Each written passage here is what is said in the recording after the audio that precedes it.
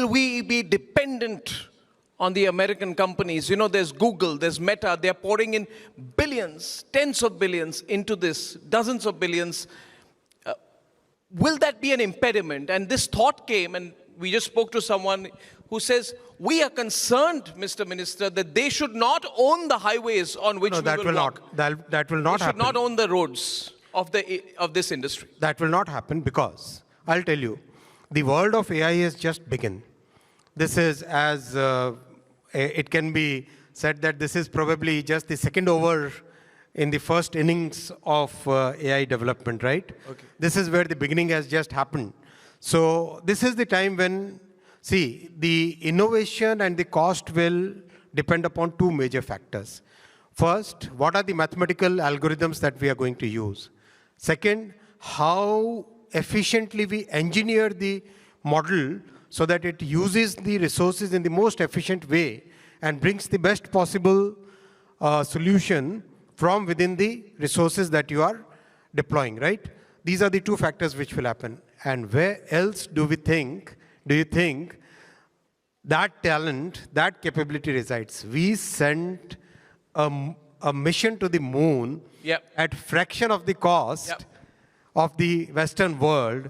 I think our foundational model and our AI journey is going to have exactly the same result, I can say that. That's superb. At a fraction of the cost, more ingenuity.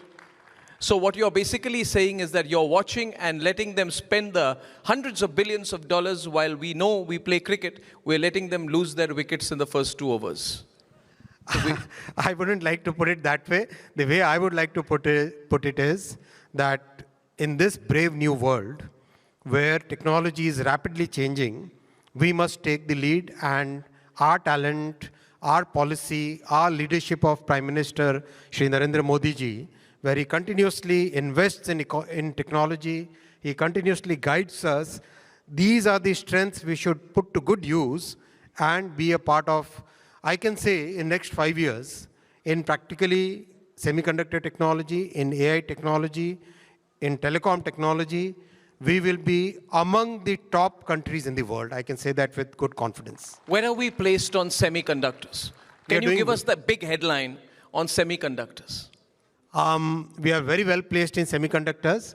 2022 is when we started the semiconductor mission, and today 5 units are getting constructed, and 2025, this year, we will be rolling out the first Made in India chip.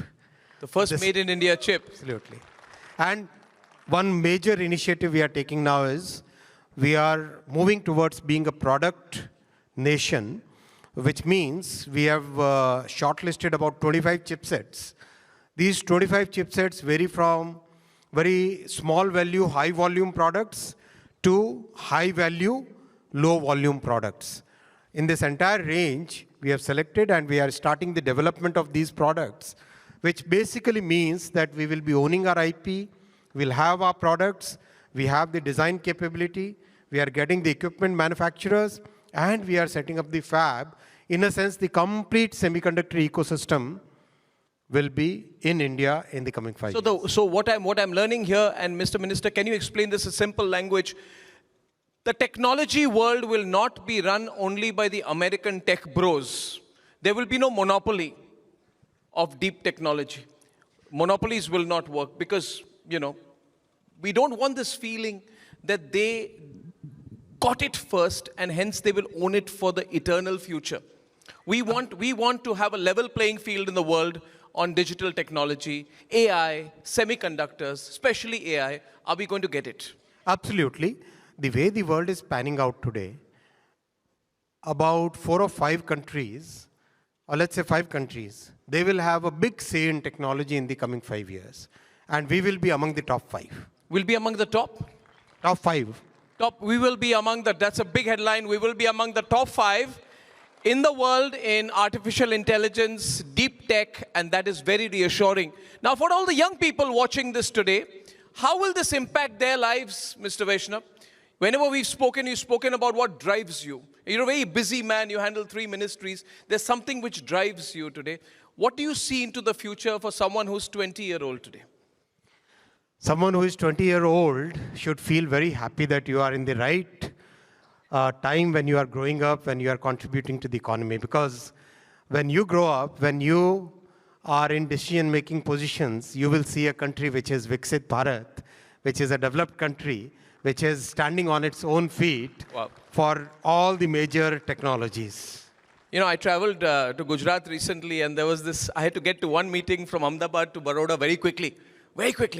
So I had booked a car and a cab, a whole business team, and then it was getting very late. So someone says, what's the time? I said, in 10 minutes we can get the Vande Bharat to Baroda. I reached in 43 minutes Ahmedabad to Baroda. It's brilliant. So I felt so proud, so proud. Tell me, what is the big headline on railways? I feel, can I say something to you personally? I feel, and I'll go a little personal and direct with you, don't mind, Mr. Min. Don't be so cautious, I'm okay. I won't bite. What I just want to say to you is that I feel for this man whenever there is a moment which challenges him. I don't praise people well. He's worked so hard on railways. And yet, there are events which happen which are beyond our control, conceivable control. And sometimes the media plays only the negative and criticizes, and we're cynics, and then we blame. One day I saw a picture of him sitting on the tracks after the accident in Orissa. His head was down, but the man did not move for 12 hours. He sat there, he walked down the tracks, he did not leave till all the repair work had been done. And I think that day many people saw that picture and he said, we see good intent in this man. He's trying to do a good job. And I know that you will succeed. Thank you. I know you will succeed. Thank you. Now, what is the headline in railways? What should we look forward to? Give me a futuristic idea. When is the future of railways coming completely? Thank you, Arnab. In next 5 years, how we are going to see a new, totally new, transformed railways.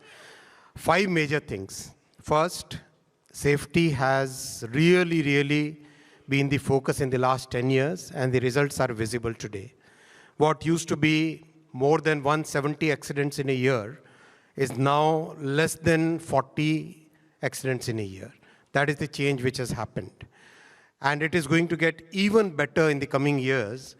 So safety is going to be a paramount thing. Second, totally new generation of new railway technologies we'll see. We'll see large-scale movement of Vande Bharat trains, Vande sleeper trains, Amrit Bharat trains, Namo Bharat trains. These trains you'll see in large numbers in the coming years. Manufacturing has picked up very well, and every version we are improving. Third, on green, you'll find that railways, our railways, Indian railways, probably will become the first railway in the entire, among the larger railways, I don't talk about 3,000, 5,000 kilometer railways, but among the larger railways, which are more than 50,000 kilometers, will become the greenest railway. And just incidentally, our hydrogen train should be launched in May this year. Wow. Our first hydrogen train. And hydrogen train, wow. And this is the most powerful hydrogen train in the entire world, 1,200 horsepowers, whereas most of the other trains being developed in the world are like 600 horsepowers or 800 horsepowers. So this is going to be really a big thing.